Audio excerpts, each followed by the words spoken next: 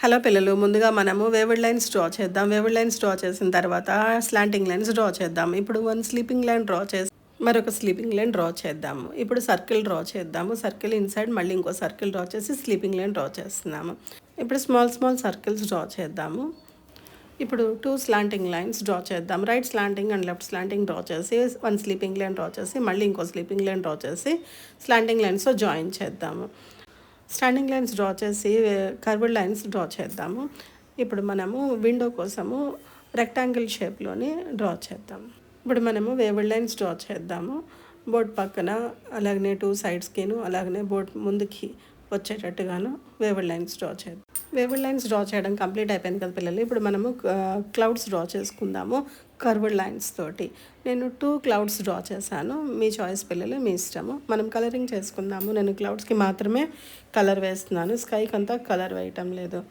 Clouds fill చేయడం అయిపోయిన తర్వాత నేను షిప్కి కలరింగ్ చేస్తున్నాను. నేను రెడ్ కలర్ యూస్ చేస్తున్నాను. నేను బ్రష్ పెన్స్ తోటి చేస్తున్నాను పిల్లలు. మీ చాయిస్, మీరు బ్రష్ పెన్స్తో కానీ క్రేయాన్స్తో కానీ వాటర్ కలర్స్తో కానీ దేనితోటైనా చేసుకోవచ్చును. రెడ్ కలర్ వేయడం కంప్లీట్ అయిపోతుంది కదా పిల్లలు.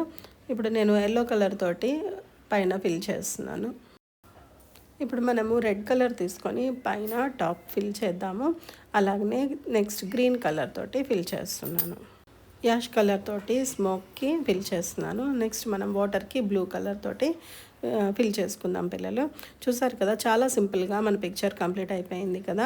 ఇలాంటి పిక్చర్స్ మరిన్ని నేర్చుకోవాలి అంటే మీరు నా ఛానల్ని సబ్స్క్రైబ్ చేయండి, అలానే లైక్ చేయండి. మరిన్ని కొత్త పిక్చర్స్ తోటి నెక్స్ట్ వీడియోలోని మళ్ళీ కలుద్దాం.